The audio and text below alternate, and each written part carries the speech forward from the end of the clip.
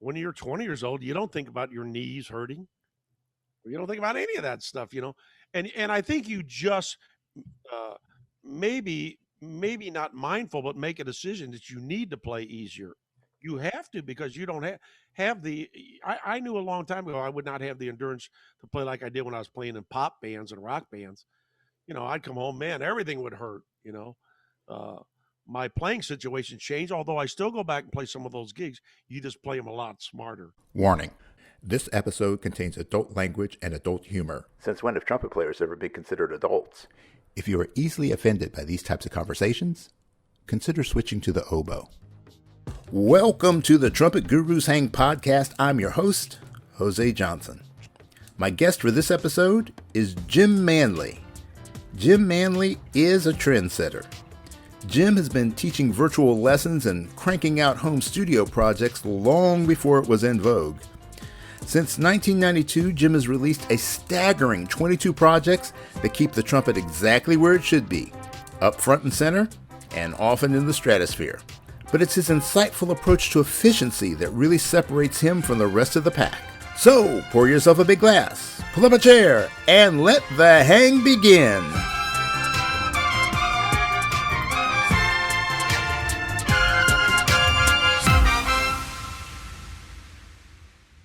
All right, welcome to this episode of the Trumpet Gurus Hang podcast, and I am joined by my good friend, Jim Manley. Jim, it is so good to see you. Oh, man, it's been too long. Yeah, it's been a minute anyway. It goes by so fast. Oh, yeah. I think the last time we saw each other was ITG in Columbus. That's right. I remember that. Yeah, that was the last one I went to. Yeah, it was drivable from St. Louis. So yeah. So that was a good time, and actually, I think it's the last time I got to see our mutual friend, sadly departed friend, John. So yeah, that was that was a shock to lose him. He's a great player and a great guy. There's just the great thing about those ITGs is, well, first it's all trumpet players. So that's the bad thing about it. What are you talking about? You can't explain to a salesman at Best Buy how hard the trumpet is to play. So you're with friends that know the story. Yeah. So and those are epic hangs, and and that's the biggest thing about what I try to bring with this podcast is get people in on the hang, because it's not all just talking trumpet, there's a lot of talking trumpet, but it's life in general, because trumpet's just part of our life. Yeah. And I think that's what happens at the ITG too. It's not all trumpet. I mean, trumpet 80% of the time, live 20%. Yeah. So we can sit down and have a steak and a bottle of whatever, and just commiserate with each other. Yeah, it's a great time. Yeah. So what do you have going on these days? I know that you still have been actively recording. You're a prolific recording artist. I think you have 22 or 23. I think it's 19, but I you know what? I knew you were going to ask me that. I meant to go on my own bio and count, because I lost track, because about one a year since I started doing them at home, because I didn't have the privilege of doing them in a big studio with a label or a producer. It's just everything's changed so much. But I think it's 19. It could be 20. I'm not sure. Yeah, you're so busy. You lost like all your millions. You just lost count of all the money that you've made. Yeah, well, there is no money in it. That part I can tell you. People don't want to buy music anymore. They love to listen to it, but not so much buy it. And I think, really, I do it for my own sanity. I grew up in a time where the trumpet was king, and I'm talking about the 70s. And the trumpet was king in the 70s. And there's a lot of that's gone now, and I guess you're always stuck in that era that you were most influenced by. Maybe, I mean, you could move on and study many other things, but you still go back to that time when, man, and it was so exciting in the 70s with the bands we had and all the trumpet stuff, and then maybe late 70s the saxophone kind of took over with mid 70s, David Sandbar and guys like that coming in. Not that there's anything wrong with saxophone players. No, there is, but There is, but man, that heyday of the '70s, and so I always try to touch on some of that in my recordings because it was just an exciting time. Yeah, yeah, and it's funny because of the way the mind works that our connection, our memories, and our emotions are connected together. And the stronger the emotion, the more vivid the memory, and then it keeps going on and on. So I think that's why we get I don't want to say stuck, but we are attached to specific periods musically because they connect with the times that were the best times in our lives. I think you're absolutely right that we're not stuck. It's not a stuck thing. You've moved on from the first time you heard Herb Alpert or something. I still love to go back and hear those records. Yeah. It brings me joy because just what you said, it connects me to when my parents were still alive, and my first introduction to any kind of trumpet sound was Herb Alpert. Yeah. I can listen to that and put a big smile on my face. I mean, that kind of what music is about. It affects the mind in so many different ways, not just playing, but especially listening. And I've always been an avid listener. So, yeah. So you said that Herb is one of your early influences. Mine as well. It's like that period. Being born in the early '60s and growing up in that time period, like you had. Herb was on TV a lot. Al Hurt was on TV. Doc. Those are the three guys I heard first. Those guys, and in that order. Oh, really? Yeah, in that order. I was for you. I was in the '50s. I'm a '50s kid, but yeah, absolutely. I mean, I didn't. My parents were not big music people. I remember having a phonograph, but it was Montevani and that kind of stuff, and I just remember hearing that record, man, and I really liked that sound. It just happened to coincide with the me being in school, grade school, and somebody bringing all the instruments around, to try. Yeah. And I couldn't play sports. My brothers were much better at sports than I was, so I naturally just was looking for something that maybe I could do, and there it was, play some instrument, and I just happened to pick the trumpet. Yeah. Yeah. So can you think back and identify what it was that spoke to you? I mean, I know my story about the trumpet, which is that I was looking for the easiest instrument to play because you picked wrong. And I picked wrong. Absolutely. That's the story of my life. But I mean, was there anything in particular that spoke to you, or was it just like, okay? Yeah, I think well, in honesty, I originally picked the trombone, and when they went to I guess they had this. I can't really remember. I guess they had the instruments at the school because we didn't have our own. They ran out of trombones, so I got stuck with the cornet. And I mean, I really wasn't that picky. I just wanted to try something different, Yeah. And then I realized that was the same sound I was hearing on that record. Oh, okay. So it kind of happened that way. I didn't hear Herb Alpert go, I want to play the trumpet. It was like, well, I picked the cornet up and, hey, that's what that sound is, Yeah. And then, of course, as you said, you named the second person I heard was Al Hurt. I can't remember the name of the record, but I know Fiddler on the Roof was on there. That's how my memory works. I can't remember anything, but I know there might have been a goofy song on that record, and Honey in the Horn, I think it was called. Honey in the Horn. Yeah. I remember that one. Yeah. And then, of course, I discovered Doc. If I had a hammer or some of those command things, those middle command things, and all those records, I was really lucky when I got to high school. My band director in high school was a trumpet player for the first 2 years of high school, and he happened to run a record business out of his basement, a mail order record business. It sounds like it would never happen today. Ironically, records are kind of coming back a little bit. Yeah. A lot more expensive than they were when I was buying them. A whole lot more expensive.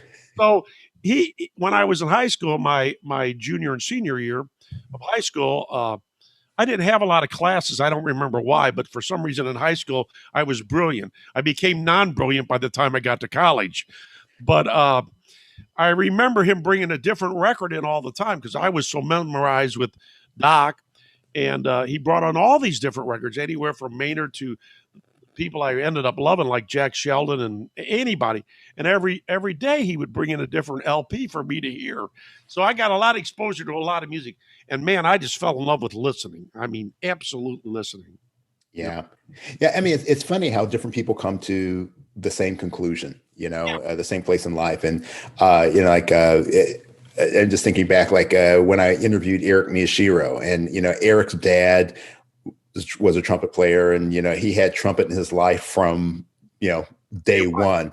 Yeah. And, and he followed that path. And then, you have someone like you who, it wasn't necessarily like a preordained thing. You just kind of, yeah, okay, I want to do something, and here you go. I really fell in love with it early. I mean, I can remember even my earliest memories of really loving to have that piece of metal in my hands. Maybe not so much later on when I didn't know trying to figure things out, but at first, I really loved it. Yeah. Yeah. Well, it's really kind of interesting when you look at all these different things. When you get older, as we have, the thing of hindsight is 2020 vision. You can look back and you can kind of see where all these things that didn't make sense at the time suddenly start to coalesce and make something that's really significant. But I mean, like when I think back about my earlier experiences with listening, it wasn't so much listening to the albums, which I did start doing more towards the later 70s. But I just remember being able to turn on the TV, daytime television for the most part, and there's always just a killer band on those shows, like the Mike Douglas show and the Merv Griffin show. Yeah, everybody. Yeah, and then if you're lucky enough to stay up late, your parents let you stay up late. There's the Tonight Show band, and I remember like seeing Clark Terry on Tonight Show, and obviously Doc and Snooki, and Johnny Audino and Pete Condoli and Connie Condoli. I mean, like that who's who of players, and you got to see them regularly, and it was just phenomenal. Yeah, I mean, it's hard to believe. I mean, when you see a trumpet player on TV today, it's so exciting. I'm always going to my girlfriend, man, they actually showed a trumpet player on TV. Yeah. And I think that was like you said, man, it was a great time for the trumpet. And it was absolutely the best. I mean, unless you really want to be realistic and go back to the Harry James 40s, I mean, that was the king of all time. But man, the 70s were pretty. I think it was so different because we came from the big band era into all the other jazz eras. But by the time we melded into the late 60s and 70s, we're combining jazz with rock. And I mean, you got Blood, Sweat, and Tears. You got all these groups. It just really was a vibrant time for a mesh of all different kinds of music. Because my big band, my high school band director, he was more into the big band thing, right. Because that was his era. And as you said earlier on, that part just never really leaves your head. But we were in a different time. I mean, I was not just listening to trumpet players. I listened to the Beatles. I listened to all these pop groups really way before I listened to jazz. Yeah. Maybe that was all in there. And I came on the tail end of the big bands. I mean, I was lucky enough to see all the big bands because they were still touring in the 70s. Mm-hmm. When I was a kid, I didn't think that was going to end by the next decade. Yeah. I thought it'd always be there. So you have I don't know where I'm going with this, but you have all this confluence of all these different styles melding together in the 70s, probably more so than any time that I can think of. Yeah, I think, looking back, it's like that 60s, 70s period where music was becoming a little more experimental. Yeah. Particularly like you're saying, Blood, Sweat, and Tears, Chicago, then obviously like the ultimate horn band of horn bands, Chase, with your trumpet player, it's that, hey, here's this rock and roll with just not only killer trumpet playing, but some of the most creative arrangements. Unbelievable. The stuff that went on in that band was just, I mean, I still go back and listen to some of that and just go, this was so ahead of its time, both, and never imitated, but not duplicated ever. I mean, it's crazy when you listen to those parts. All everybody, not just the trumpets, the organ, and everything influenced. And where did Bill Chase come from? Big bands. You know, I saw that band in 1974 at my college. It might have been 1973, somewhere 73, 74. I mean, but I saw them live. I mean, it's just something you never forget. And I met them all. I went into this little back room and met them all. I got all their autographs. And I remember talking to Bill, and I mean, I was a college kid, skinny and long hair, and I just remember how tall he was. My first impression, remembrance of him is looking up at him. Ah, He was a big guy, but to hear that live, man, oh man. I mean, that's what I'm saying. I got to hear a lot of that stuff live. yeah, And I yeah, just thought it would always be here. I mean, yeah. passed away in that plane accident. He was only 39 years old. That's really unbelievable to me today.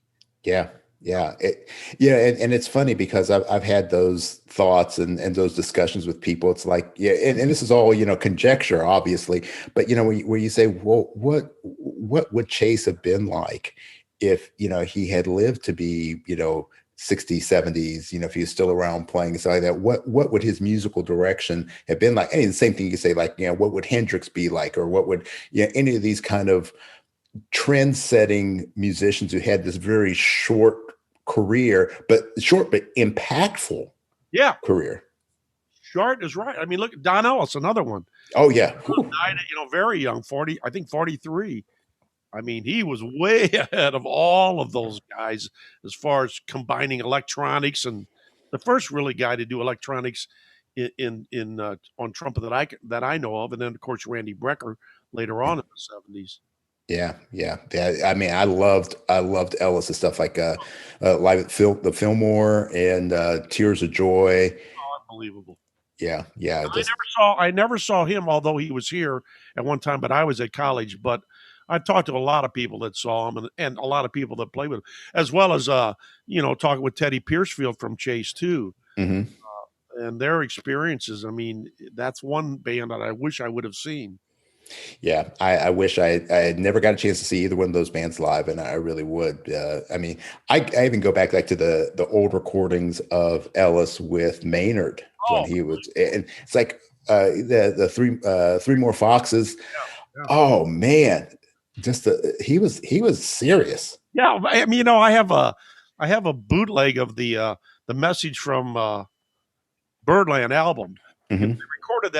They recorded that all in one evening, and the band used to do 5 sets, splits. They were split sets. I don't know who was on that set with Maynard at the time. I mean, he did a lot with Miles. They would split sets, not that particular recording, but back then the LPs might have held 35, 40 minutes of music, but they recorded all 5 sets, and I'm lucky enough to have all 5 sets. Oh man. Yeah, and they play Three More Foxes like 3 times. And it's so funny to hear because the sets, I think, ran from like 10 till 3 in the morning or some ridiculous set. Right. The funny thing is, it really is, and we've heard stories about this, but it's definitely true on here. The band, you can hear the band getting tired and worn out. It's a long time to play. Plus, they're there for weeks at a time, except for one guy. Maynard just strong on the 3rd set as he was on the 1st set. But I don't remember if Donna's on that particular live thing, but I know Rick Kiefer's on there. He's a lot of recording with Rick Kiefer, Don Ellis, and Maynard doing Three More Foxes. Scary. Oh yeah. It's like you listen. Yeah, I think of Rocky or MacArthur Park. I said, well, you might want to check out some of the roulette stuff, because it's pretty amazing. Oh yeah. That's just nuts. Because you could take any one of those solos, any one of those guys did, and listen to it and go, man, that's killer. But when you have all 3 lined up like that, it's just crazy to think that band he had at that era from like 58, through 64. It's so swinging, man. It's just there's so much swinging, and I didn't grow up hearing that. The Maynard, of course, I grew up was MacArthur Park and Give It One and all that. Yeah, right, exactly. Unbelievable records. The fusion of pop tunes into music. Keith Mansfield, a lot of the reason that happened. Mm-hmm. Maynard, that hadn't been done much. Woody Herman uh, dribbled in it a little bit, but not as successfully as Maynard did. Yeah. Yeah. I think that's the thing that a lot of people did, start to venture into that world, Kenton, Yeah, Buddy, everybody, you had to do it to some degree. But I don't, like you said, I think Maynard had the most success with being able to consistently, granted, there were some clinkers, there were some stinkers in that mix, oh boy, 90. but, but I mean, there's also some iconic Eli's ranges. Common, Oh, Arthur Park. I mean, there's so many great. The Alive and Well album with Bridge Over Troubled Waters, and mhm. I mean, those are just fantastic arrangements, Yeah, yeah, and they still, I mean, they still sound great. and they're great recordings. They were recorded so well over in England. Just Yeah, great recordings. yeah, absolutely. So, look, when you think about like all these different influences you've had in terms of your listening, obviously that's going to spill over into your playing. Like it's just not enough. um, you did a release a few years ago that was just like all pop tunes, reworked pop tunes. Yeah, yeah. I had done. I was in a studio recording on someone else's record. I can't even remember who it was. At a studio here in St. Louis called Music Masters, and Greg Trampy, and there was a gentleman who had his own label, who wasn't into the stuff we were recording at the time. He popped the door up and he said, "I bet you don't know this old song. You can't get started." I go, "Oh, I know it," and I played it for him. He's standing outside the studio door, and about, I don't know, a few weeks later, I got a call. He goes, "Well, if you had your choice of what kind of record to do, uh, jazz wise, what would you do?" And I said, "Well, of course, I'd do a big band record." And I used a smaller big band, almost like Maynard did with 12 or 13 people. And I ended up doing two of those with him. And then it became such a great relationship. He goes, "Well, why don't we do something else?" We ended up doing a Christmas album. And then those albums you're speaking of were called Brass Poison. Hmm. I named it that because I thought I'd take pop tunes and poison them with brass, basically. And I had a lot of fun doing that. And I don't remember all the songs that are on there, but we had a blast doing those records. That was still in the studio. Yeah. So you transitioned like so many people have, I mean, but you were ahead of the curve. I mean, so many people, because of COVID, have found themselves doing, virtual lessons and Yeah. doing more home recording, but you've been doing this for a while. How did you make that transition? I'm not sure how I can't remember how all that happened. I always loved recording, even when I was really young. Even in college, I put up reel to reels and would bounce stuff around. So and being in the studio with somebody like Greg Trampy, who was a great engineer, I just watched what he did. And another young guy that I taught, who was a great trumpet player, Scott Allsbach, who became a producer in LA. We did Lip Trip together. I watched what they did, and I was always fascinated by it. So I've always been recording, even since the early days of college.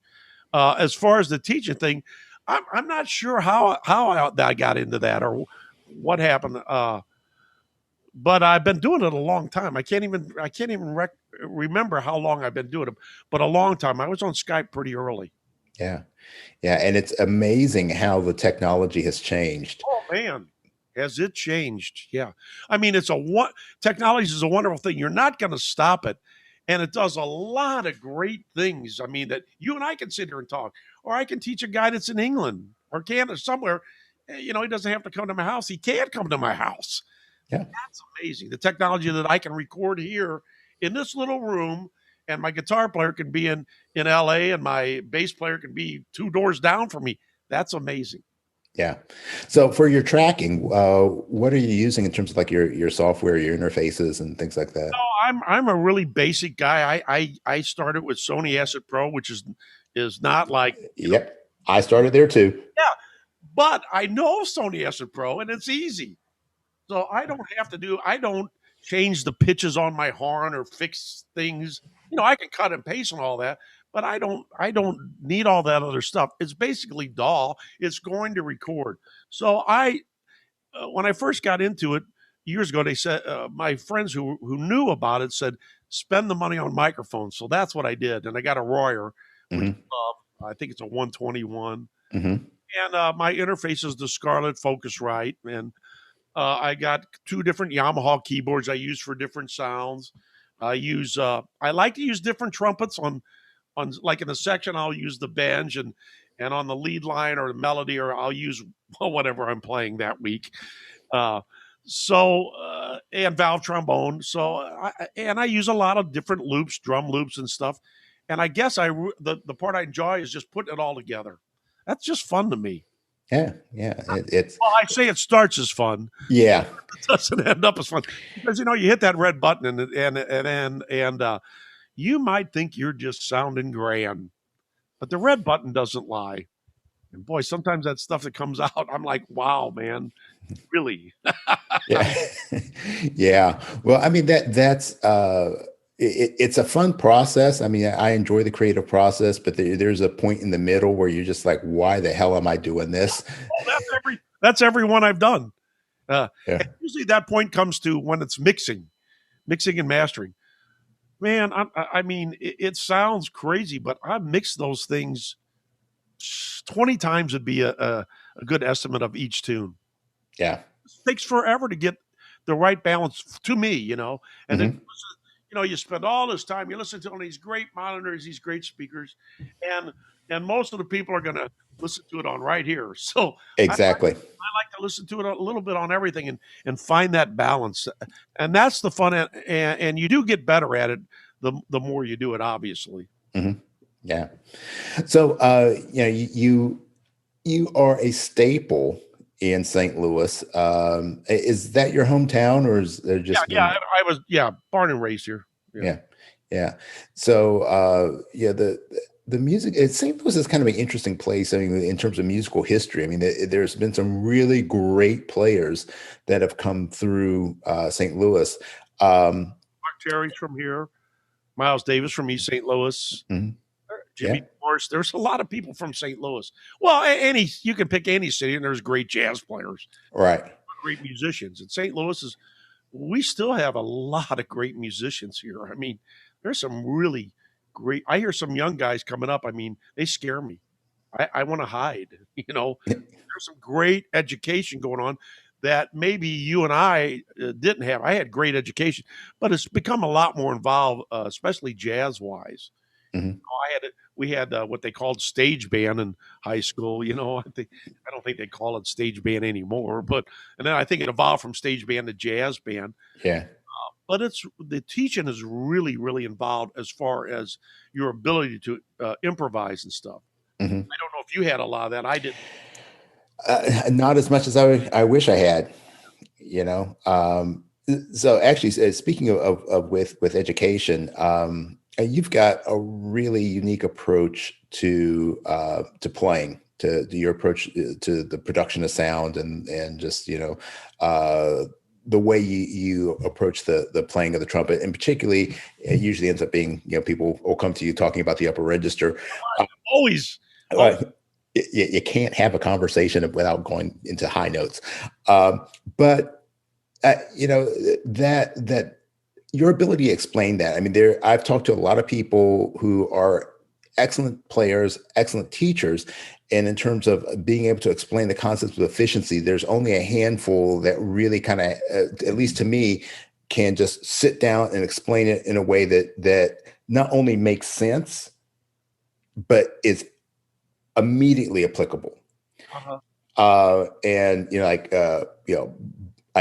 Bobby Shue to me has always been the kind of Bobby's the guru on that stuff.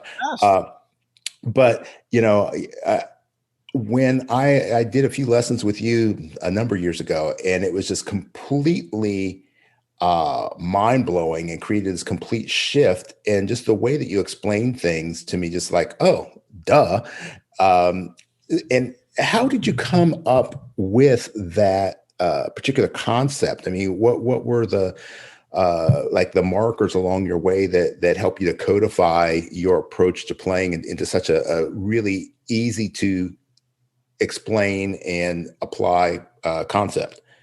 Well, first of all, I'm not the smartest guy in the room, so I think I can explain things on a pretty basic level because that's how my brain works. Um, I don't. I really have a theory that some of the guys that some of our heroes that play so great cannot tell you how they do what they do because they just did it naturally. And there's always people that assume because I played high, it was natural. It was not natural. I can tell you right now, it was not natural. Uh, but I think I was just so obsessed, especially the early days with Maynard and hearing that sound, uh, and I can still remember watching those guys because, like you said, I saw Maynard on Mike Douglas way back early '70s, and he didn't look like they were doing anything. And we used to watch Doc play. You Hmm. Doc holding a high F or high G with his hand up. I thought, man, I can't play a middle C without jamming that thing in my face. And I became obsessed with how to play and not look like I was killing myself or sound like I was killing myself. Well, I didn't know that would end up being what I do my whole life. I still go to bed thinking, I bet I can play easier tomorrow if I just and I mean, really, I'm saying I was obsessed with it. I was obsessed with it. And like everybody, you think there's a method or to this madness. Well, there really isn't a method to the madness. It just comes down to well, you're into the whole metaphysics thing, the yoga thing. It really is more yoga like than muscle bound, even though it sounds like, man, there's a ton of air going through that horn to sound like it. It's really the opposite. It's much more yoga like and being relaxed. And I guess just from teaching so much or myself experimenting so much, I have a way to explain it. And believe me, everybody I teach is different. I don't have a set routine like, well, you need to do this and do this and do this. I kind of pattern it. It's built on three things: breathing and what your lips do and all that. They're very simple concepts, but everybody gets it a different way. I guess I'm saying. Like Hmm. I can say one sentence to you, and the guys look. I can see on the other end of the screen like it's not going through. Right. Perfect example of it. Let's take a perfect example of it. It's pretty easy. Let me take Lynn Nicholson's X X piece. Yeah. This tool for what he calls the I don't remember what he calls his thing, the rolling out and all that, furling in and all that. But I mean, obviously, it works for Lynn. This mouthpiece is so shallow. The guy that I got it from, I bought it from. Well, he couldn't play a note on it. And I thought, well, I always play small mouthpieces, so let's see what I do. Here's a perfect example of the kind of thing I'm thinking about. If I can't explain to somebody how little air is going into the horn to make this huge sound, I say, if you took this up to the kitchen sink, let's say we took this mouthpiece up the kitchen sink, and our only job is to fill this cup up with water. Why are we going to turn the faucet all the way on? Because it's going to go all over the place. And that, in trumpet terms, causes backup. So Hmm. just that kind of visualization, which sounds very childlike, seems to get across for some people. I can explain scientifically at least what I think is happening, uh, and you might not understand it, but that proves a point. And almost everyone that I've shown to, and I got to give a lot of credit to a man you mentioned, that Bobby Shue, because I went and stayed at it, took less. I stayed in California for a week and took, I think, 3 lessons with him or something over that week in Van Nuys, when he had his studio there. Hmm. And I mean, that was an eye opener because there isn't anything Bobby hasn't done. I mean, you name it, Yeah. this guy can do. He's done it. He's done it. He's just done it. And he's such a smart, intelligent man. He can explain to you. Most of that was over my head maybe at that time. And I'm rambling here like a madman, so please help. But That's good. what I'm saying is there's just not a lot of, it doesn't take a lot of air to produce a sound on a trumpet. And we really don't blow the trumpet. You just move the air that's inside there and it makes a sound. And there's a lot of variations on it, but I always try to keep it simple when I explain it. And there's just different people get it in different ways. Hmm. That's why everybody's mind works slightly different. And all I really try to do is get a light bulb to go off. And that light bulb, Even Bobby will tell you, you're your own best teacher. Yeah. I can only give you some things to try. Unfortunately, with trumpet, nothing happens fast on the trumpet. I mean, nothing. I get up some days and I think, man, I'll give you an analogy. My girlfriend and I were trying to clean out our garage. We still haven't cleaned it out. This was several years ago. And in there, I had a scrapbook from when I was a kid all the way through college. And I found my first report card like seventh grade, and it was excellent, all the checks. And at the time, my girlfriend said, "My God, do you realize you've been playing 50 years?" And I went, "Yeah, I should be a lot better." You don't realize how much time you spent holding that thing in your hand. Right. Where some people find other occupations to go into, and then they come back to it because it gave them joy in high school and college. Well, that whole time while you were gone, I've been making a lot of mistakes and trying to correct myself from the mistakes. And that leads you to another path. And maybe that path isn't right, but you stay on it long enough, you're going to figure some things out, for yourself, and hopefully you can share them with other people. Yeah.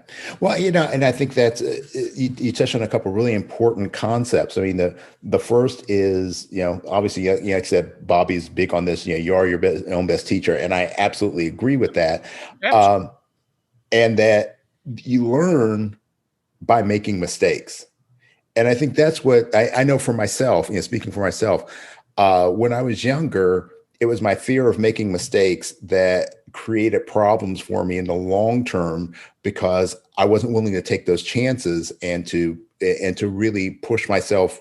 And I don't want to say push myself like, physically push myself, but to allow myself to fail miserably and then to learn the lesson, because it was like fail and then beat yourself up, as opposed to, okay, that didn't work. Now let's think about why didn't it work? What fell apart? What was good? What wasn't good? Now, what can I change next time?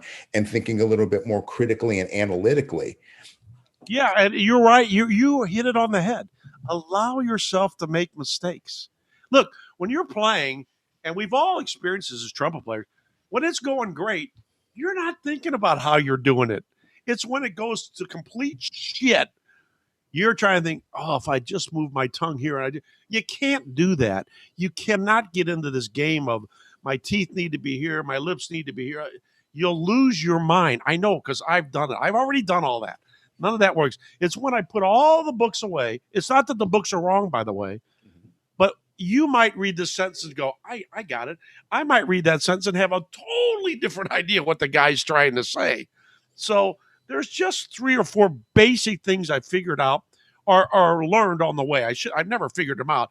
You're never going to figure this thing out. There was that Holton ad for Maynard where it said, playing the trumpet is endless. Nobody's ever figured it out. And boy, that's the truth. But you do learn, and you reach a certain level where you can go out and perform, even in that fear of thing. Because I had that fear, man. I think anybody that played this instrument has stood somewhere, with the exception of a few guys, and just totally, it sucked. It just was bad. And that can't not just when you were starting.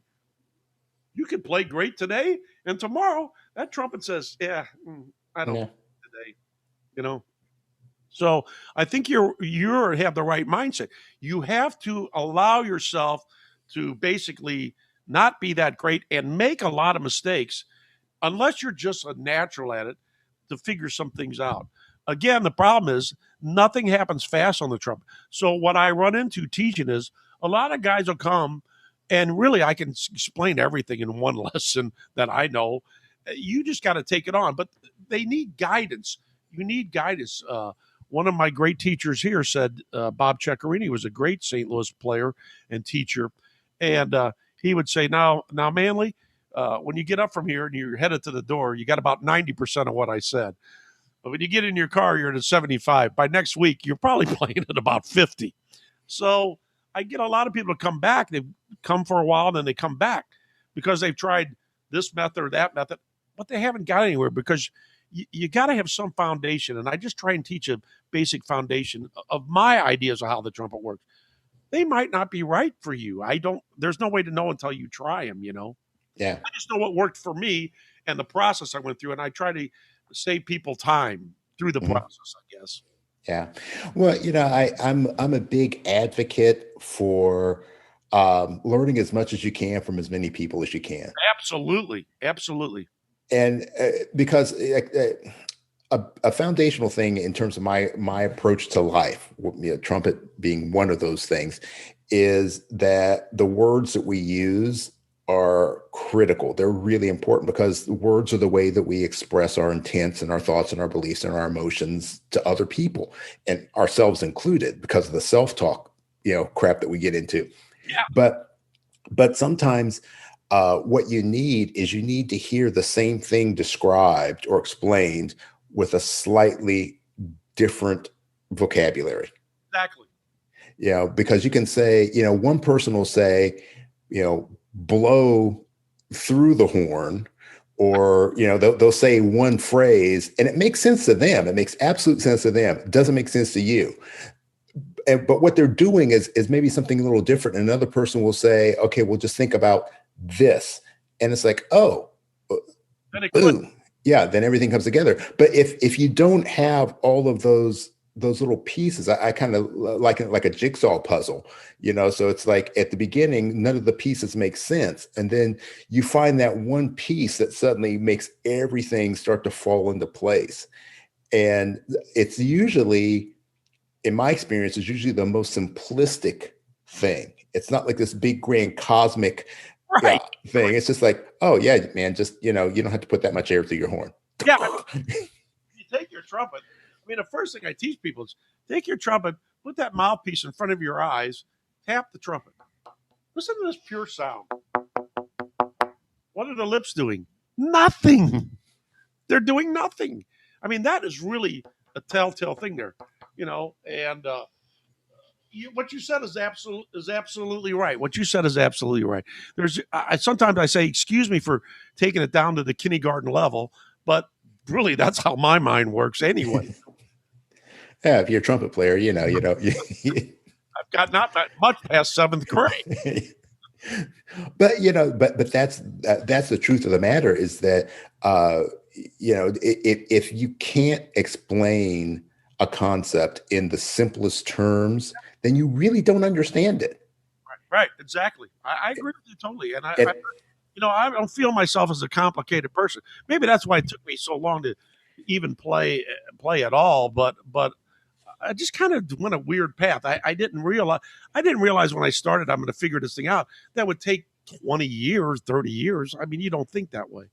I just always been obsessed with how can I play easier. Yeah. Yeah. So, and you say you're still on that path. Daily. Yeah.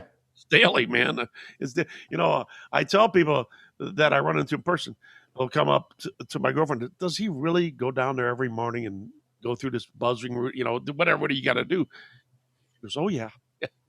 That's the first thing I do. Cup of coffee down here. Yeah.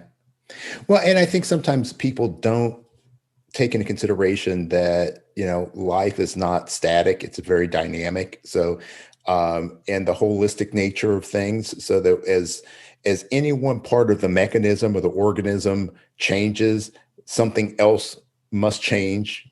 Yeah, that's exactly right. I mean, it's not one thing on trumpet. It's 1,000 things to play one note right.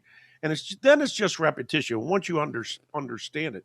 And there's a great saying, Mark Twain said, the older I got, the smarter my dad got. And that's so true. Yeah. Yeah. I mean, I see like the importance, and I've had this conversation with a number of people, particularly those who are, they've made they are considered very famous because of their big sound, their extreme commanding upper register. People like Roger Ingram and Wayne Bergeron, people like that.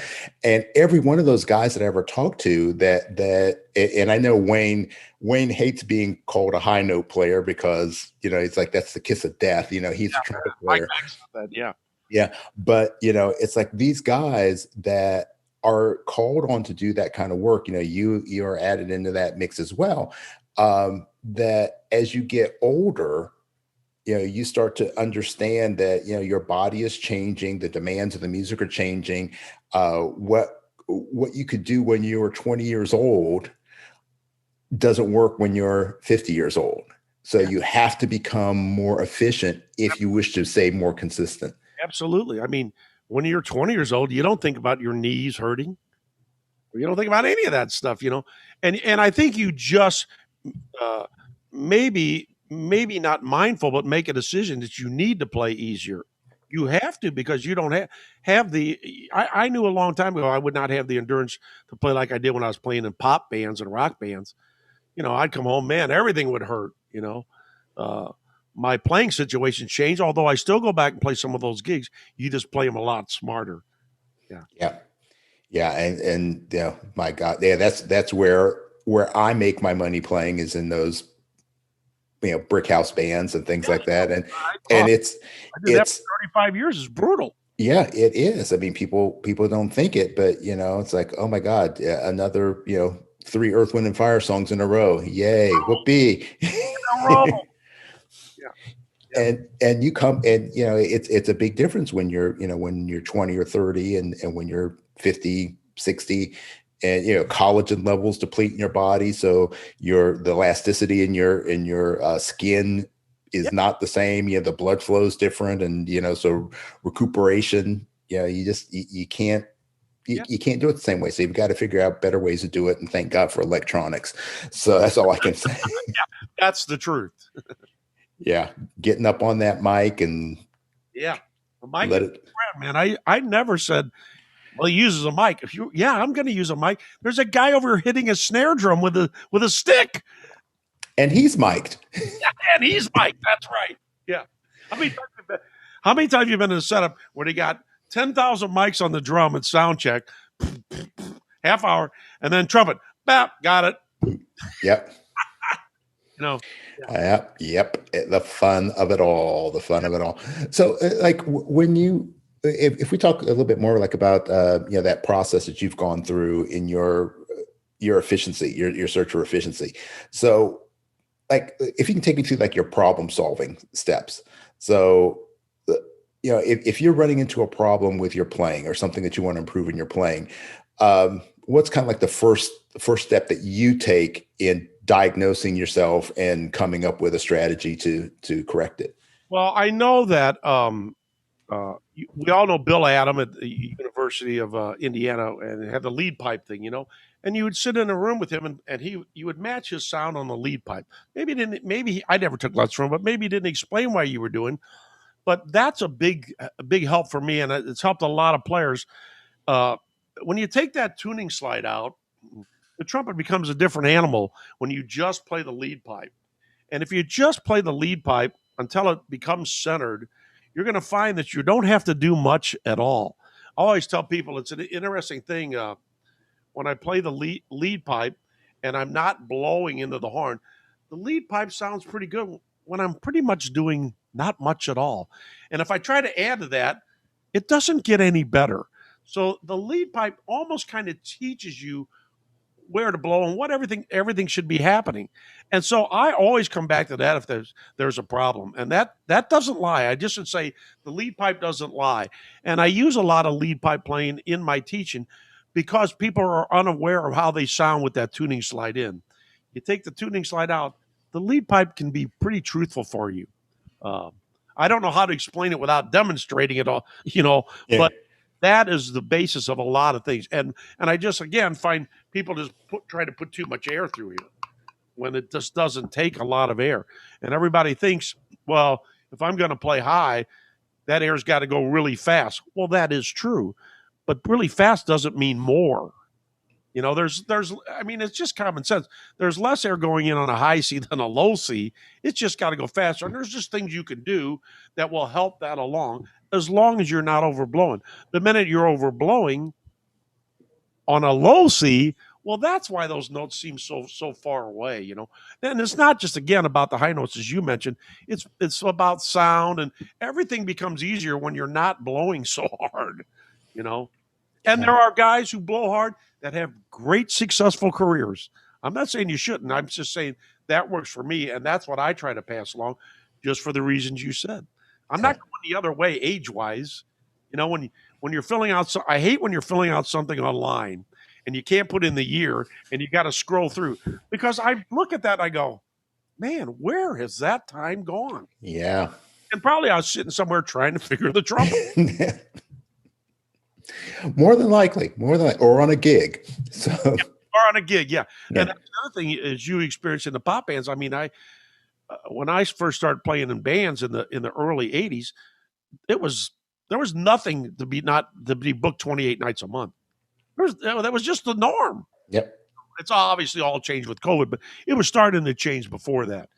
Oh, yeah. And my own live playing has changed immensely. Most of my gigs here are duos.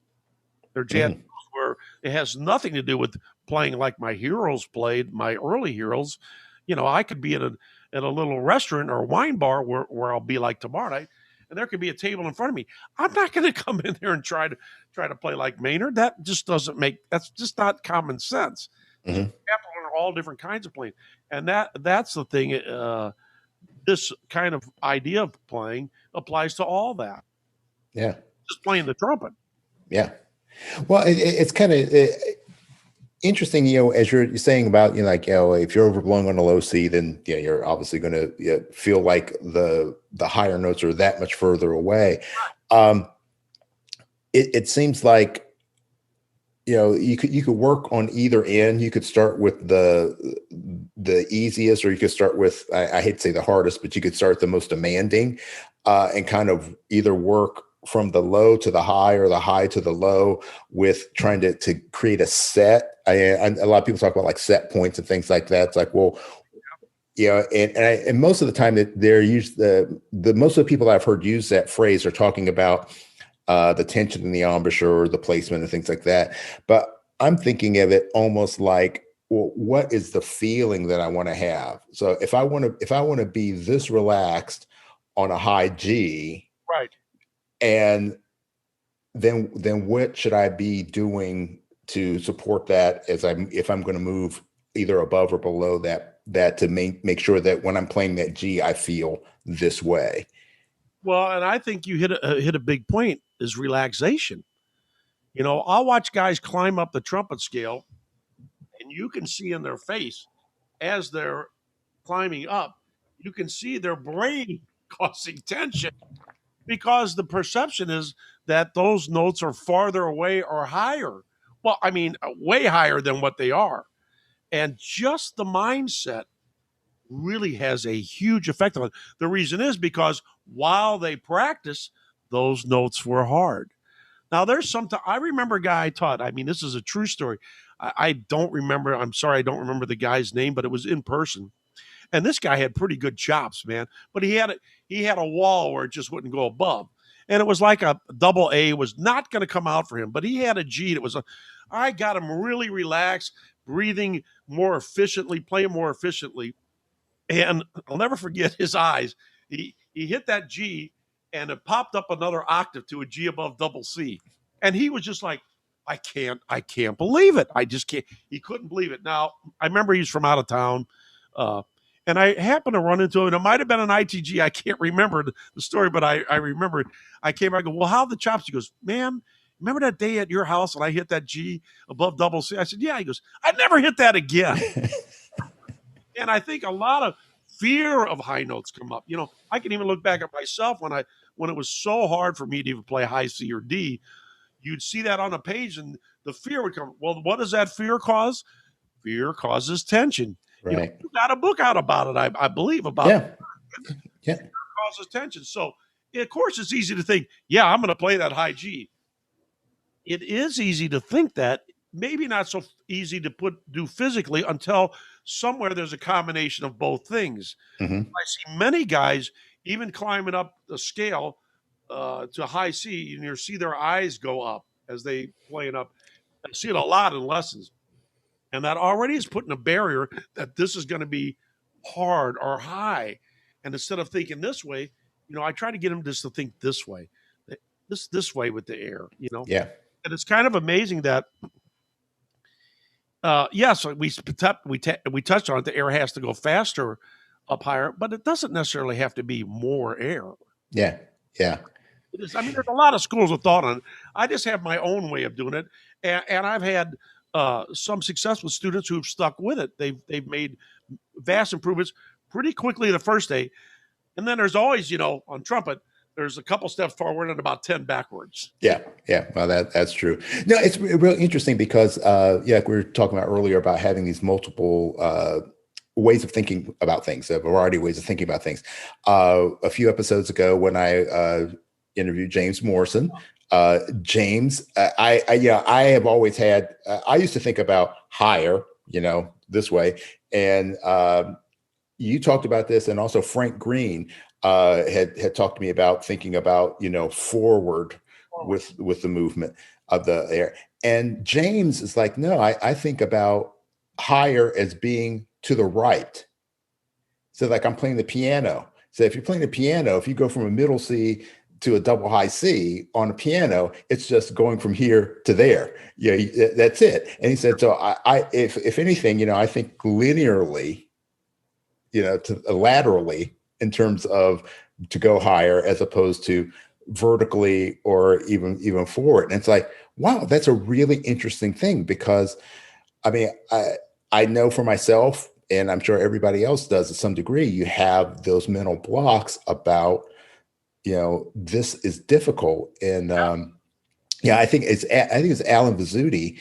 It was Alan. Alan, I remember being at a workshop of his, and he was talking about like multiple tonguing and saying, multiple tonguing is really not that difficult in terms of the mechanics of it are really not difficult. The difficult part's of coordination. It's just, doing it well instead. But you can teach a kid to go. So it's not anything that's foreign to us particularly. It's just that we make this big deal out of it. You're exactly right. I mean, I'll just not to change something. Speaking of James Morrison, I spent a few days with him in Amsterdam at a trumpet festival many years ago, and I mean, again, when I talk about natural players, it's not that they didn't work to get where they are, but James Morrison is about as close to as natural as I've ever experienced. I saw it firsthand. Not warm up, not touch the horn, and pick it up and sound amazing. As a matter of fact, I gave a clinic there, and he asked me, why would you think about all those things? I thought, James, because I have to. And I don't think it was ever very difficult for him. He told me it was. He says, when I'm on vacation or holiday, he called it, the horns stay under the bed. So for him, maybe that journey from low C to high C or double C on the piano isn't far, but for a lot of us, it is. Rightfully, what you said, a lot of it is mindset. You have to understand a few things and make the things simple. It's all about making things simpler. And we, as trumpet players, usually make it way too hard and way too confusing. And we might try something for 7 days, and if it doesn't work, to hell with it. Yeah. But it takes time. Yeah, like you said, nothing on the trumpet comes quick. Nothing in the trumpet comes quick. But if you think in terms of, hey, this is how the trumpet works. Look at this. I'm not blowing hard. That is a big thing for your mind to accept. I mean, I'll see that look on the other side of the screen when I'm explaining, and I'll let all my air out and play something. If I let all my air out and go, let all my air out, I see that look on the face like, what do you mean you didn't take a breath? Well, I didn't take a breath because there's not a ton of air going in on that given note. And that can already start a conversation and a mind thought that, well, maybe I'm working too hard to play the trumpet. Yeah. It's funny. It was a number of years ago. I was on a gig. Actually, I was sitting in with a band, and the guy who was the trumpet player in the band had just taken a couple lessons with you. And we're both on stage playing, and he goes, would Manley say we're using too much air? And I said, probably. Probably, yeah. Yeah. So, yeah, but it's those little things. It's like, it takes time for things to set in. Oh. But the realization, the change can occur like this. You just need that one thing to spark the change. But it's just, it's overriding all of the stuff that you thought and were taught that maybe at the time was what you needed, but they're no longer serving you. Right. I agree with you. I mean, I tell them, I said, your brain going to say no to 90% of what I'm going to say in this lesson or in our little chat together. And I can look at the people's faces at this point of doing it for a while, and I already know when it's saying no, but I can also demonstrate what I'm saying. And that makes a big difference, because I can go back and relate to how a certain person play, not understanding that the tapping thing or the ease of it, because I played that way for a long time. Yeah. So, I mean, let me ask you this, because, like talk about James Morrison, and James is, he's just, he's a force of nature. Yes. And there are players, I mean, like Eric Miyashiro. Eric grew up in that environment where trumpet was just a part of his life from the very beginning. Wayne, another, a great player who's, he's playing, loud ass double C's when he was in high school. But then there's the rest of us. So do you consider yourself to be a natural? Absolutely. Player? No, I was not. I'm telling you, I was voted in college by my trumpet instructor, who was from the Eastman School of Music, the worst student they had. I said that year. He goes, ever. It was true. I saw him many years later when I was playing in a pop band at that college, at that city where the college went in Cape Girardeau, where I went to school, and he was with his daughter. We always remained friends, but I just quit. I couldn't. I was so bad. I quit, and that's when I figured I'm going to sit here and figure this thing out. I had no idea the time it would take me, and I'm still learning. It never ends. But I played back at that college, and he couldn't believe it was the same guy, because I'm playing all the pop stuff that had all the as I like to call them, top tones, and he was just like marveled. And he told his daughter, well, I had this guy as a student. He was the worst student I ever had. The worst. And he was right. So I just became obsessed with it. I don't know, it was an obsession, man. I just figured I'm going to try and, at least to my extent, figure out how this thing works. Yeah.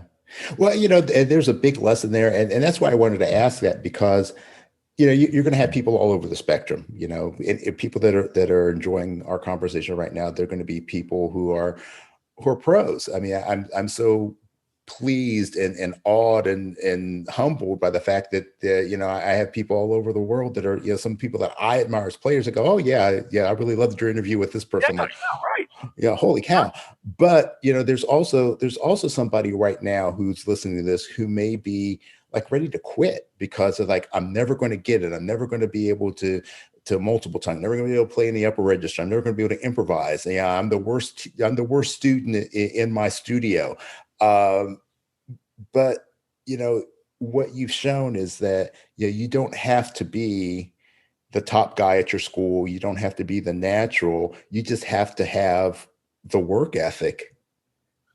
I think you have to want to do it. You know what I mean? I quit every day and start over the next day. Obviously, you learn things along the way, and you're not going to play like you did in high school. Or, right. I run into that too. I was first chair in high school. I go, well, in the real world, it doesn't really mean anything, except you were first chair in high school. I do get a lot of comeback players, and just what you said, a lot of them quit because the instrument can make you feel miserable. And we just try to start them on what I think is an easier path, and get them to enjoy it. You want to enjoy playing. Yes, there are always going to be days where you'd like to take that thing and run a truck over it. I don't know too many people who haven't felt that way at one time or the other. And if they tell you they haven't, well, most of the time they're probably lying. Yeah. Because it's just it's a hard instrument. I mean, I know other instruments are hard, but I don't think there's anything harder than the trumpet, and so inconsistent. You have to reach a level of consistency, and that's going to come from doing things correctly, repetitions over and over and over. That doesn't mean throw the Arbenz book up there and play from the beginning of the Arbenz book to the end.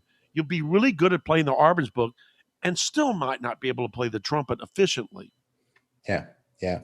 Well, it just reminds me of a couple of things, I think it was Joey Tartell who said the way to become more consistent on the trumpet is be consistent on the trumpet. Yeah. I Yeah, mean, you have to sit and put the time in. I have a few people I teach that, well, I got my half hour in today. I go, half hour? That's like nothing on a trumpet. I'm not saying you have to be down here for hours and hours, but you have to figure out what works for you and reach that level all the time. Again, what we said at the earliest part, when you're playing great, you never think about how it's working. It's only when it's bad. I had a few instances where I was ill and had to play gigs. I mean, really ill, like flu ill. And I played great. And that made a light bulb go off and go, because A, I didn't care to be there. I was more interested in where the restroom sign was being on the stage, And but I remember I'd get home and go, I played really easy tonight because I couldn't play. I couldn't play like I played because I physically could not do it. And that would start a light bulb and that would chart a chain of events. So, I mean, you learn from your lessons, as you said. If you're smart, you learn from your lessons. And you learn from mistakes. Definitely learn from your mistakes. Yeah. Well, you either will or you'll quit. Yeah. Or you'll play the same level as you played. I just know guys that, well, I've got this routine, and if I don't do it, and I see them years later, and they've never, I mean, there has to be some kind of room for improvement. That's what I come down thinking. There's got to be something there's plenty I can improve at. Take my word for it. But there has to be room for improvement every day in your playing somehow. Yeah. And it goes in spurts, and then it'll be spurts backwards, but you just stick with it. Yeah. It's like one of my favorite phrases that I've heard and I've used over the years is learning to embrace the suck. That's we should have a bumper sticker of that on our case. Yep. Embrace the suck, because I mean that's what it is. It's the willingness to put up with the discomfort. In martial arts, there's a saying in Chinese. They say "eat bitter." So if you eat bitter, then you enjoy the sweet. So it's the hard, gritty practice. The dirt, the everything that goes into that struggle. When you come through on the other side, then it's like, oh man, this is so great. Well, but think how your martial arts and trumpet are kind of related. Oh, absolutely. I tell them I don't play golf, because I can't get it through the windmill. But I'm telling you, golf and anything like that is related. You see people that make it look so easy. It's because they've done it for a long time, are natural, and have done it correctly for so long. Yeah. Well, even the naturals, there still is a level of work that has to go into that, because the world's full of naturals that they haven't amounted to anything, Right. That's true. I remember a trumpet player here in St. Louis, and it was so easy for him to play the trumpet that he was bored, and he never stuck with it. It was just boring. And I remember standing next to a guy when I was a kid and thinking, man, if I could play like that, I'd just never stop playing, because at that point, it was just impossible for me to even dream of playing like this guy played. But he didn't find it interesting. And maybe that's why I stuck with it, because I wasn't a natural. It could be, Yeah. I remember when I was looking for a title for the new recording, I thought Too Stupid to Quit would have been a great Yeah, well, speaking of which, I mean, you did Quarantunes last year, which I mean, you've got great titles there. The titles of your albums and your tunes are definitely a little bit on the snarky side, which I enjoy. But Quarantunes, and I really one of the things I loved about Quarantunes is the bonus track that you have on there, Wash Your Hands. Yeah, right. So your timer for it was a little timer, because that at that point that was the beginning of March 2020. That's what you were told to do, wash your hands. And I remember you had to do it a certain time. I thought, man, I'm just gonna make a little goofy tune at the end that will be that exact timer. Not that anybody's used it, but yeah, I thought it was fun.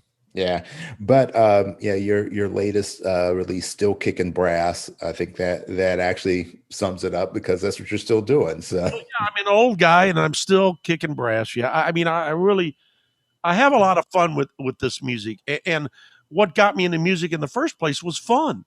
When I would go to a Maynard concert in the early '70s, it was fun. It was exciting, and he was just an exciting person to be around, whether he was on stage or off stage. He was all about fun, Yeah. and you got to have some fun. It can't be.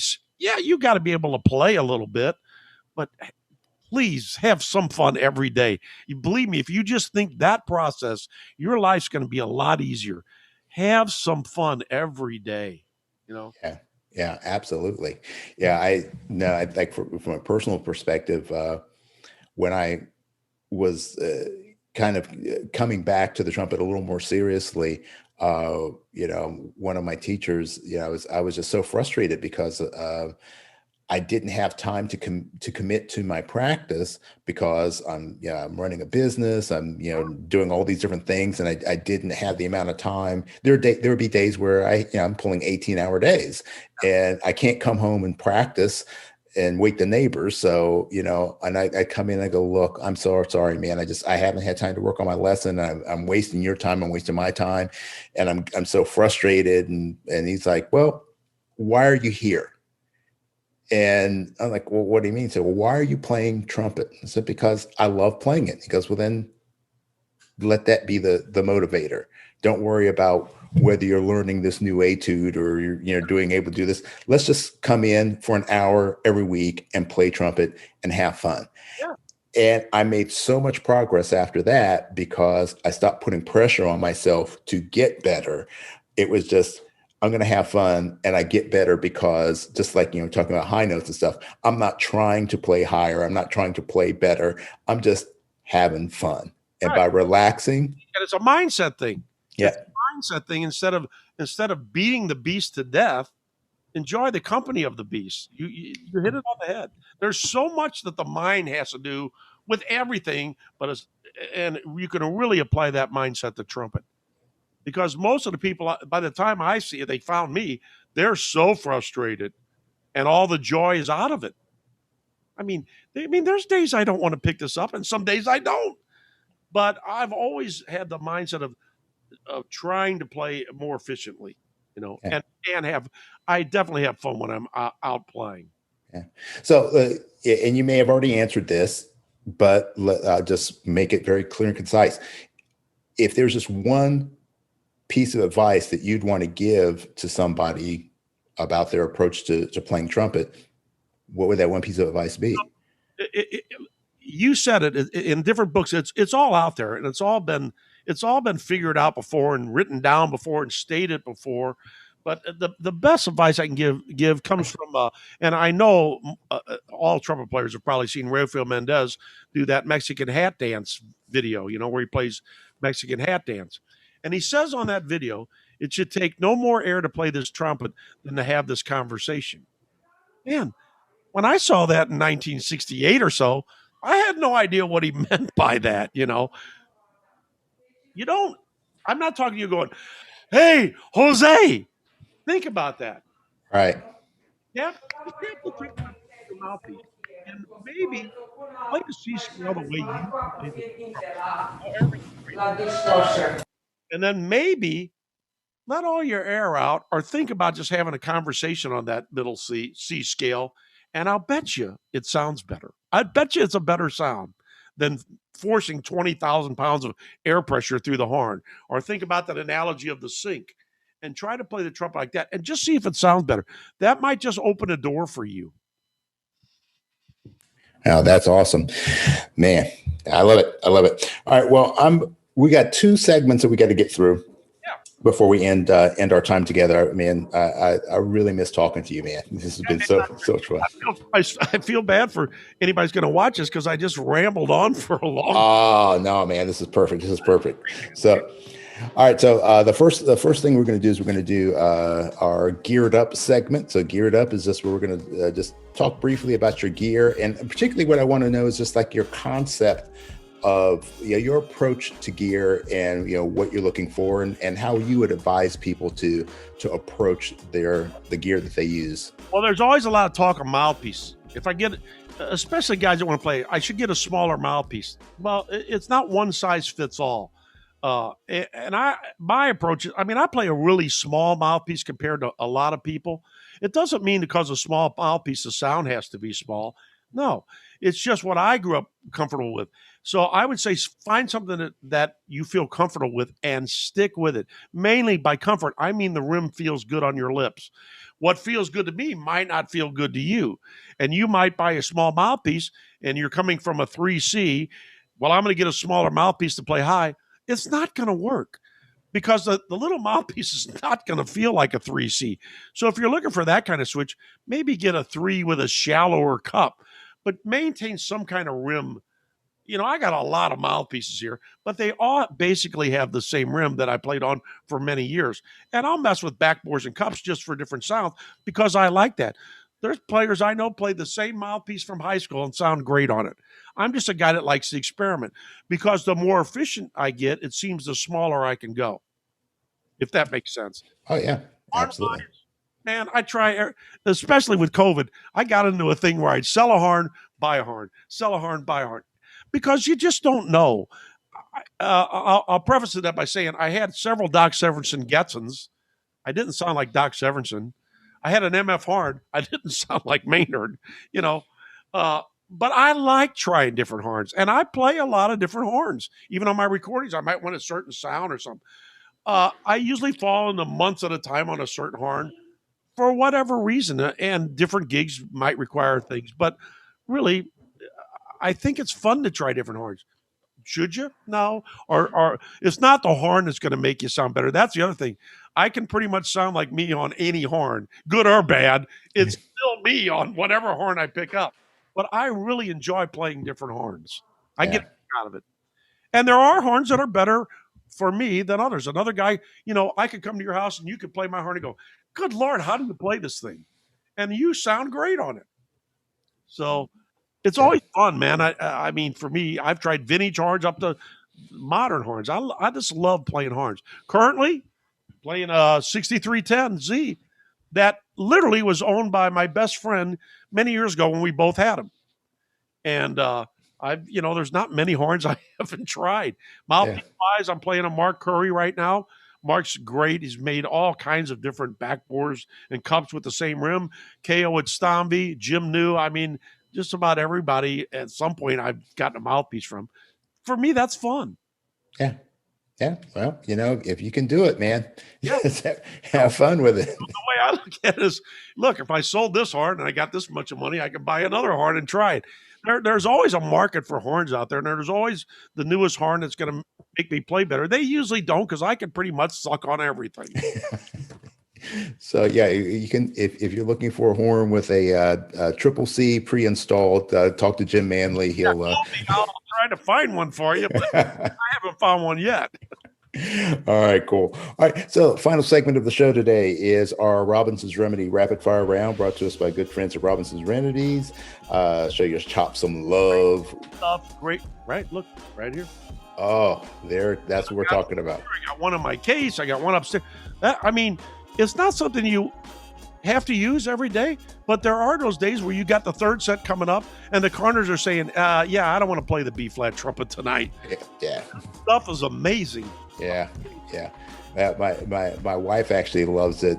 Just the original, the Remedies, just because she has problems with cold sores every once in a while, and she tried and said, "Hey, this is great stuff," and it's the best stuff out there. Yeah, we keep it. We're staunch supporters of Kenny Robinson. Yeah, Kenny's a great guy, great trumpet player, and this. Yeah.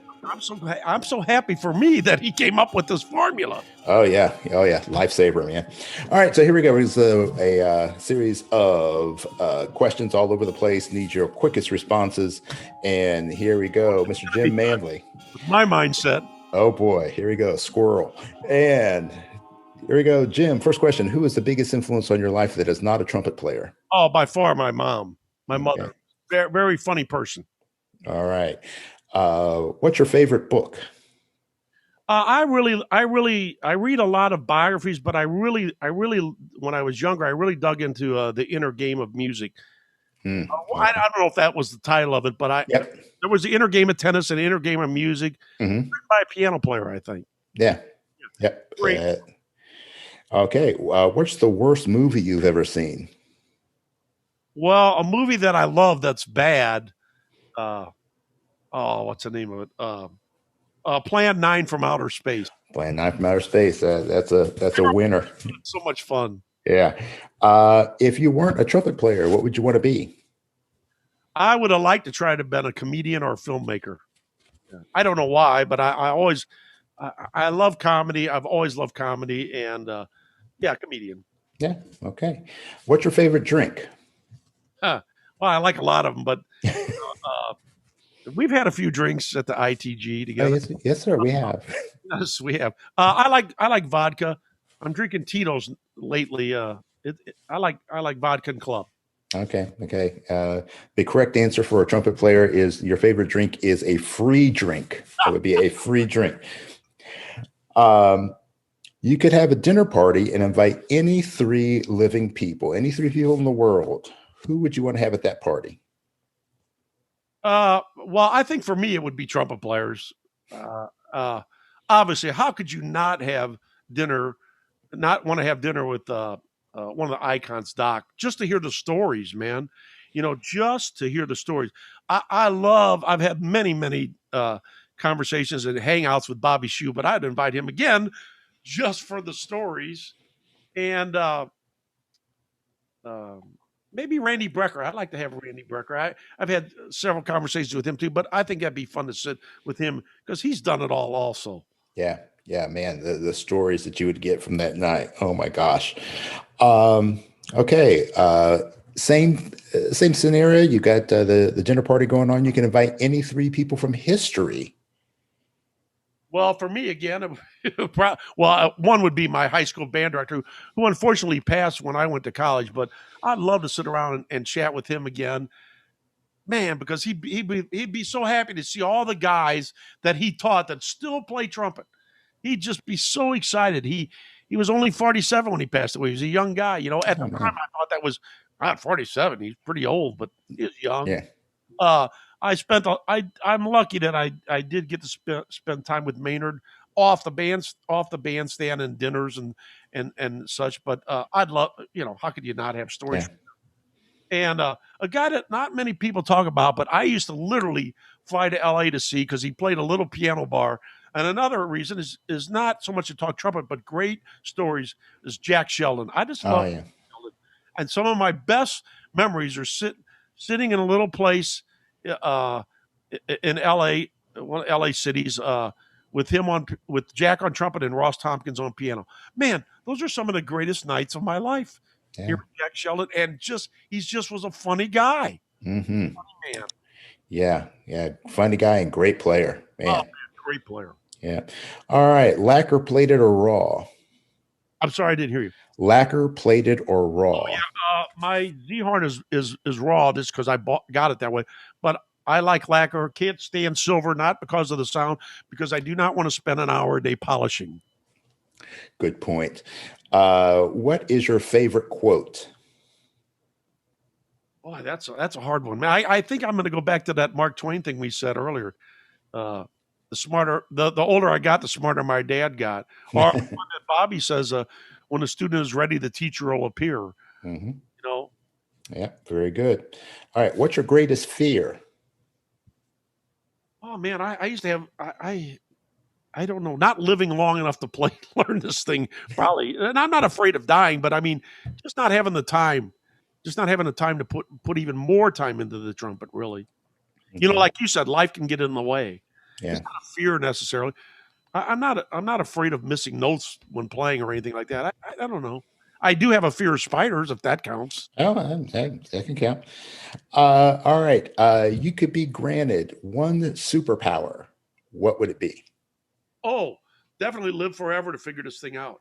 Or All maybe kind of, Maynard's chops. That would that's a superpower. All right. What aspect of trumpet playing do you feel is the most overrated? oh, definitely playing high. Definitely. Yeah. And I say that with let me back that up by saying er, everyone who not everyone should play high. Let me just put it that way. You know, when you Yeah. I think think of Maynard and play musically.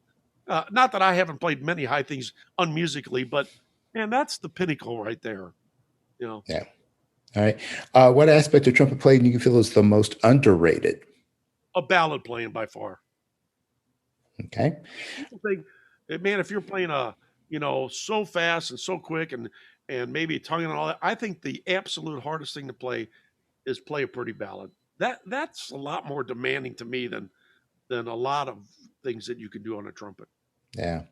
Yeah. I think that if someone was giving me like you can only do one thing, you can only play one thing for the rest of your life, I think I'd choose to play ballads. You know what? The older I get, the more I really love ballads, man. I mean, and I love playing them, you know.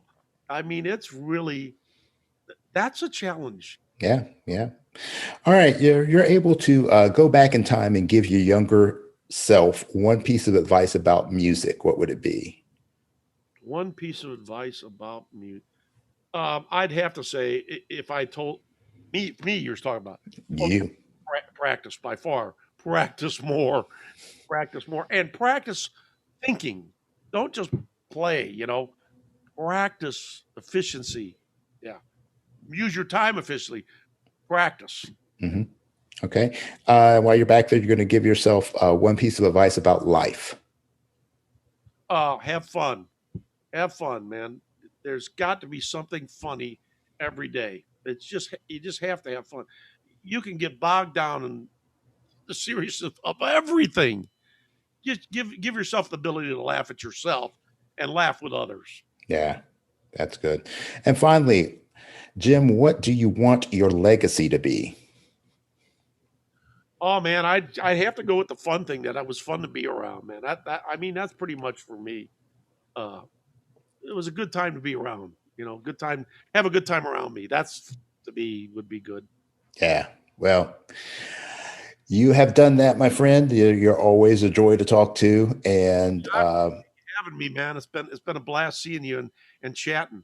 Oh, well, I think it's going to be once things loosen up a little bit, I think it's going to be time for another lesson or 50 with you. So I'll get myself down here. Yeah, we'll get together. Yeah, for sure. And if you're interested in learning more about and from Jim, make sure you check out his website. The links in the show notes, and you can purchase for download all of his wonderful recordings, including his corn tunes from last year, and of course his latest release, Still Kicking Brass. Schedule yourself a virtual lesson. And trust me, if you're looking for a way to make your playing more efficient, Jim's got some really great insights and delivers them at a kindergarten level. So even you trumpet, so every trumpet player can understand that it's almost dumbed down enough for a trombone player to understand. So. Well, they're gonna love you, man. Yeah, they'll get over it. So, anyway, thanks for joining us on this episode of the Trumpet Gurus Hang, and as always, peace and slide grease. We're out. Thanks for hanging with us today. This podcast is all about creating deeper connections through our mutual love of music and the trumpet life. Make sure you subscribe to this podcast and also like and share this episode with a friend. We want to see the hang grow for show. Please support our sponsors and consider becoming a personal supporter of this podcast as well. Remember, for less than the price of a bottle of valve oil a month, you can keep this podcast moving smoothly. The Trumpet Gurus Hang is recorded at the Candy Factory, a co-working space and social club located in Lancaster, Pennsylvania. Jose Johnson is the executive producer. Post-production editing is by Mitch Bowers. Our opening theme song was composed and performed by Lexi Signal, and our closing theme music comes courtesy of The Greatest Funeral Ever. Incidental music is by Ethan Swayze and Jose Johnson. Graphic design by Ann Kirby of the Sweet Corps. The Trumpet Gurus Hang podcast is produced in collaboration with the So Good Lancaster Media Group.